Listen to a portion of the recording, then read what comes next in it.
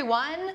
Welcome. You made it. I've been waiting for you. So today, hold on.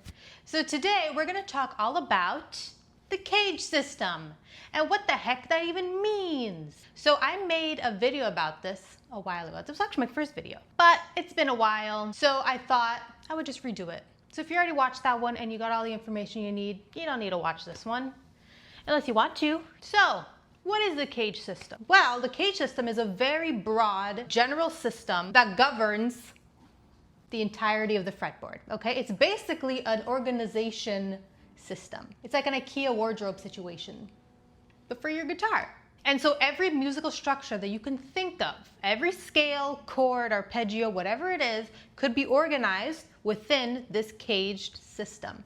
And I'll tell you exactly what the system is, right? But that's basically what it is. It's an organizational tool, okay? And what CAGED is referring to, C-A-G-E-D, are the chord shapes, C-A-G-E-D, played in open position. Let me play them for you. Here's my pick. I do have a backup pick back here. Oh God, where's my backup pick? So this is your C chord in open position. Here's your A chord in open position. Here's your G chord in open position. There's your E chord in open position. And that's your D chord in open position. And so these chords are chords, but they also have shapes associated to them, right? We visualize a shape when we want to play that chord. So for now, I want you to disassociate the chord name from the shape. Because the thing is, these shapes, these particular shapes, are not anchored down to this part of the guitar. We can actually move these shapes up the fretboard, every single one, to play different chords, all while using the exact same chord shape as the originals up here. And so now we do have to modify these chords in order to play them up the fretboard. So basically we can't just take this C chord shape and move it anywhere and play the chord. That doesn't work now, does it? Doesn't sound very nice. So the way that we can move this shape up the fretboard is we have to turn this shape into a bar chord. So this is where bar chords, the dreaded nightmare bar chords, are born. Because of this. And the reason we need to bar these chord shapes once we move them up is because of this part of the guitar right here. This part of the guitar is called the nut.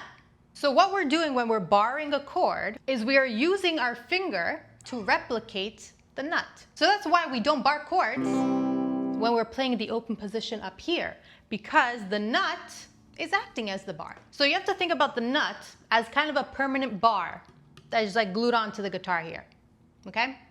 It's like a permanent finger bar.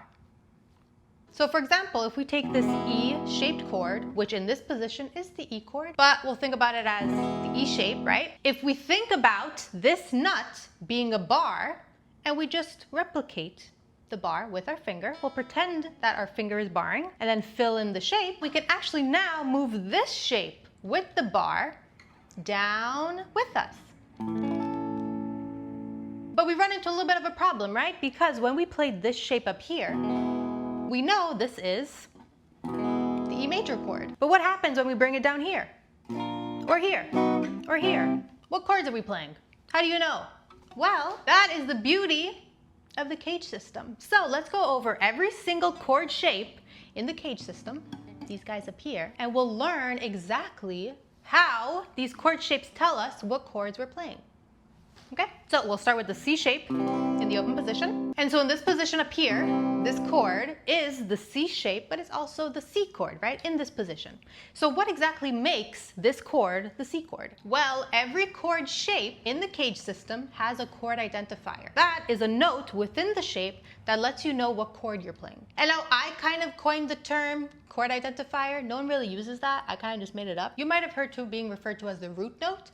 I don't like that. So in this shape, in this C shape, our chord identifier is on this note right here. So whatever note this finger is on is going to be the chord that we're playing. So this right here is the C note. So this is the C major chord. So if we want to move this chord shape down the fretboard, we have to bar this chord. So let's bar it, right? Our finger is the nut, so we're gonna put it right here. We're just gonna pretend, and we're gonna fill in the shape, right? So now notice how your pinky is where your ring finger was, just because you need an extra finger to bar the chord, right? So now wherever your pinky is going to tell you what chord you're playing. So let's move this chord shape up down to any random fret. Let's pick this one right here. And so notice how I'm only barring the last strings here. That's because we don't play the top string, right? We mute that one. And we don't have to bother barring these two strings up here because our fingers up here are playing these strings. So if we bar all the way up here, we're kind of just wasting hand stretches. So cool. Now that we moved our chord, how do we know what chord we're playing? Well, we've established that in this shape, the chord identifier is this note right here. So whatever note this pinky is on is the chord that we're playing. So this note happens to be the F sharp note. So this chord is the F sharp major chord. And now for the sake of keeping this video kind of simple and more coherent, is that the word? I'm only going to talk about how to move major chord shapes around. But basically there are CAGED-shaped major chords, there are CAGED-shaped minor chords, there are CAGED-shaped diminished chords. Every type of chord you could possibly think of is organized in the same CAGED system and are moved around and applied to the fretboard in the exact same way that these major chord shapes are. I do have a video talking about how to move minor chord shapes around. I'll probably redo that one too at some point, but it's there if you want to see it. So cool, let's move on to our A shape. So how do we know that this A shape played in this open position is the A major chord? Well, the chord identifiers, right? So the chord identifier in this A shape, so the note that will let you know what chord you're playing, is on this open A string right here. So open strings are notes. And I want you to imagine that these open string notes are actually coming from the nut. So in this case, our chord identifier is on this open A string. So I want you to imagine it as if it's coming from right here. Imagine this is like a fret. So if in this shape, our chord identifier is on this open string here, and we're imagining that it's coming from right here, when we bar this chord to bring it down, the chord identifier is where our index is. So when we bring this chord down, let's bring it down to a random fret here, we have our new chord. But what chord is this? Well, we've established up here that your chord identifier in this shape is where your index is. So wherever in this position right here your index is going to be what chord you're playing. So this right here is the F note. So this is the F major chord. And again, we don't have to bother barring all the way up because we don't play this string anyways in this chord. So we just bar it from this string all the way down. Now onto our G shape chord. So what makes this chord up here the G major chord? Well, the chord identifier in this shape is on this note right here. This is the G note, so this is the G chord. And so now, to bar this chord, to be able to bring it down, is a little bit impossible. Because how? You know?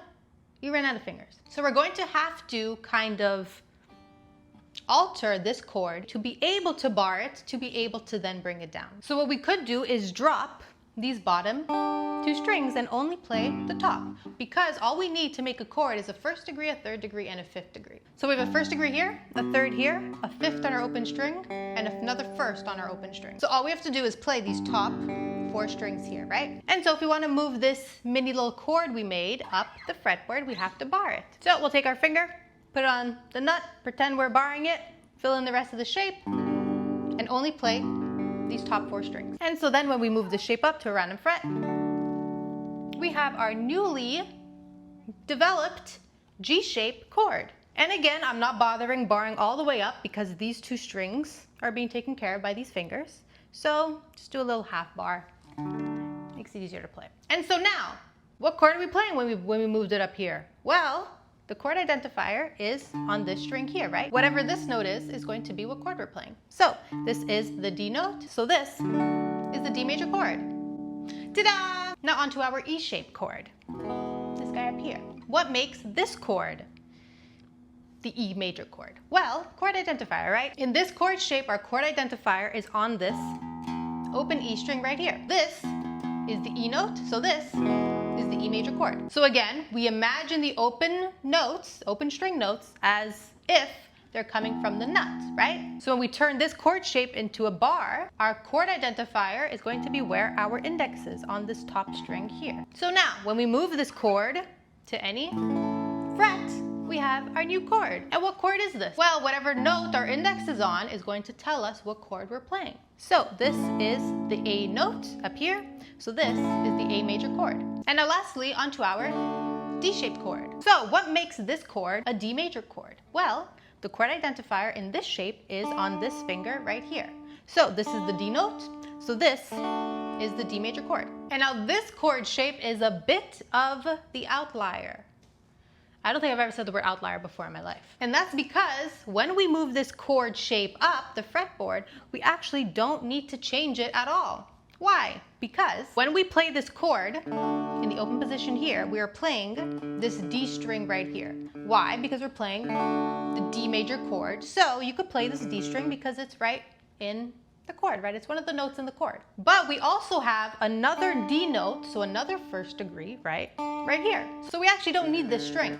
We don't need this note. So if we just drop it and only play these top 3 strings here, we have all the ingredients we need to make a chord. We have our first degree here, our 5th here, and our 3rd down here. So we could just play it like this and move it up like that, while only playing these 3 strings here. So now that we move this chord up, what chord is this? Well, whatever note this finger is on is the chord that we're playing. So this is the G sharp note, so this is the G sharp chord. Okay, so let's review our chord shapes and the chord identifiers in the shapes together.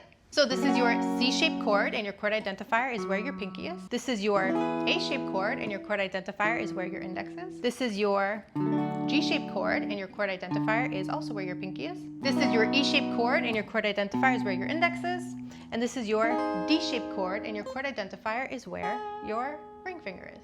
And so I don't like to really talk about CAGED as they connect when we're talking about chords, because it's not very useful. You're not going to play the chords connected. So do these chords connect? Yes.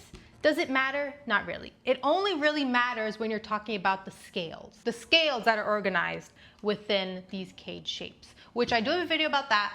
I'll link I'll link my CAGED playlist. I have a CAGED playlist. I'll link it down below. And so this system does require you to know where all the notes are on the fretboard.